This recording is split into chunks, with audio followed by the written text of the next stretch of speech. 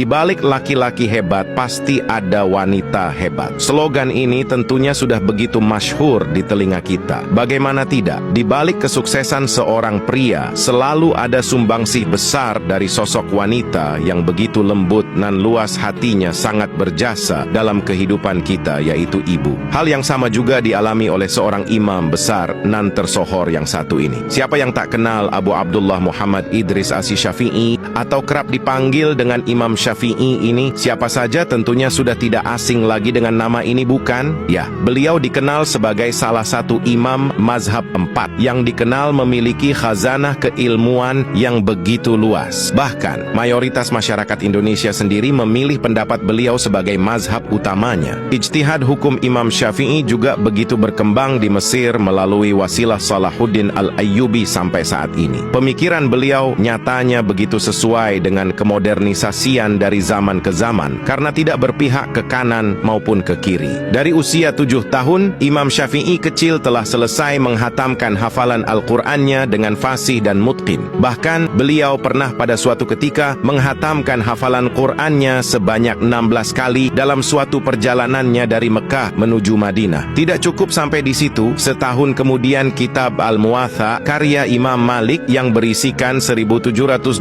hadis pilihan juga berhasil dibabat habis oleh Imam Syafi'i di luar kepala. Pada umurnya yang ke-15, ia telah diangkat menjadi mufti kota Mekah dan telah diizinkan untuk mengeluarkan fatwa. Dan karya-karya besarnya sampai saat ini masih diakui dan menjadi rujukan utama di seluruh penjuru dunia. Berangkat dari pencapaian-pencapaian luar biasa dari sosok Imam Syafi'i ini, tentunya tidak terlepas dari peran utama sang ibunda yang merupakan madrasatul ula bagi Imam Syafi'i kecil, Fathimah binti Ubaidillah Azdiyah namanya. Beliau berasal dari suku Al-Azd di Yaman. Garis keturunan beliau masih bersambung dengan Rasulullah SAW dari jalur Ubaidillah bin Hasan bin Husain bin Ali bin Abi Talib. Sejak bayi, Imam Syafi'i kecil telah ia didik dan besarkan sendirian. Suaminya, Idris bin Abbas bin Usamah bin Syafi'i, telah meninggal dunia saat Imam Syafi'i berusia 2 tahun tanpa meninggalkan sedikit harta pun untuk diwarisi. Setelah kepergian suaminya tersebut, Fathimah akhirnya membesarkan putranya seorang diri. Pada saat itu, ia pun akhirnya berinisiatif untuk hijrah dari Gaza, Palestina, yang merupakan kampung halaman suaminya menuju Mekah dengan maksud mempertemukan kembali Imam Syafi'i dengan keluarga besarnya yang berasal dari suku Quraisy. Tidak cukup sampai di situ, ternyata Fathimah juga mengirim anaknya ke sebuah suku yang bernama Hudzail di kota Mekah untuk belajar bahasa Arab murni. Dalam riwayatnya, suku ini begitu terkenal dengan bahasanya yang fasih pada zaman itu. Hal ini akhirnya memberikan efek yang sangat besar pada diri Imam Syafi'i ketika ia dewasa. Seperti yang kita ketahui, Imam Syafi'i bukan hanya masyhur dalam segi ketinggian ilmu agamanya seperti fikih, ushul, hadis saja, akan tetapi beliau juga terkenal lewat bait syair puisinya yang indah. Menjadi seorang single parent serta hidup dengan serba kekurangan dari segi materi tidak lantas menyurutkan impian dan semangat Fatimah yang dikenal cerdas ini untuk mendidik Imam Syafi'i menjadi seorang alim dalam ilmu pengetahuan. Upaya-upaya ini bahkan sudah diterapkan oleh Fatimah sejak Imam Syafi'i masih dalam kandungan. Termasuk salah satunya adalah benar-benar menjaga kehalalan nafkah yang ia berikan kepada Imam Syafi'i sejak putranya tersebut masih berada di dalam rahimnya. Ia bahkan tak ingin secuil syubhat pun menyentuh ujung kuku Imam Syafi'i. Menurut Fathimah, untuk membina sesuatu yang baik pada seorang anak itu harus sudah dibiasakan semenjak anak tersebut berada di dalam kandungan. Sebelum mengharapkan seorang anak itu menjadi seorang yang soleh dan solehah, tentulah kita sebagai orang tua harus memberikan teladan langsung tentang upaya-upaya kesolehahan itu sendiri. Pada suatu hari, Fathimah meninggalkan Imam Syafi'i kecil yang sedang tertidur sendirian di rumah untuk pergi ke pasar. Lalu ketika Imam Syafi'i kecil terbangun dan mendapati ibunya tidak berada di sisinya, ia pun menangis sejadi-jadinya sampai suara tangisannya tersebut terdengar oleh seorang ibu, tetangga Fathimah. Melihat kejadian tersebut, ibu itu langsung mencoba menenangkan tangisan Imam Syafi'i kecil dengan mencoba menyusuinya. Sesampainya di rumah, ketika Fathimah mengetahui akan hal tersebut, ia merasa khawatir jika saja terdapat unsur haram yang masuk ke tubuh Imam Syafi'i melalui susu susu tetangganya tersebut. Tanpa berpikir panjang, ibu Imam Syafi'i pun langsung memasukkan jari telunjuknya ke dalam mulut Imam Syafi'i hingga ke pangkal kerongkongan, mengangkat tubuhnya dan kemudian mengguncang-guncang perutnya agar semua susu yang telah masuk ke dalam perut Imam Syafi'i pada saat itu dapat termuntahkan kembali. Begitulah kira-kira gambaran overprotectivenya Fathimah terhadap hal-hal yang dikonsumsi oleh Imam Syafi'i. Disinilah kita melihat Fathimah sangatlah paham jikalau sesuatu yang syubhat dapat sangat berpengaruh pada watak dan karakter putranya kelak. Maka dari itu, ia sangat berhati-hati menjaga makanan dan minuman yang masuk ke dalam perut putra semata wayangnya tersebut. Selain itu, walaupun Fathimah berada di taraf perekonomian yang sangat minim, ia selalu berusaha memfasilitasi Imam Syafi'i dengan tempat-tempat menuntut ilmu terbaik bersama dengan ulama-ulama terbaik. Sedari Imam Syafi'i kecil, Fathimah bahkan telah menggembleng anaknya untuk cinta mati akan ilmu pengetahuan. Bahkan tak jarang ia mengurung Imam Syafi'i kecil di dalam sebuah ruangan untuk menghafal suatu bidang ilmu yang kemudian disetorkan pada dirinya.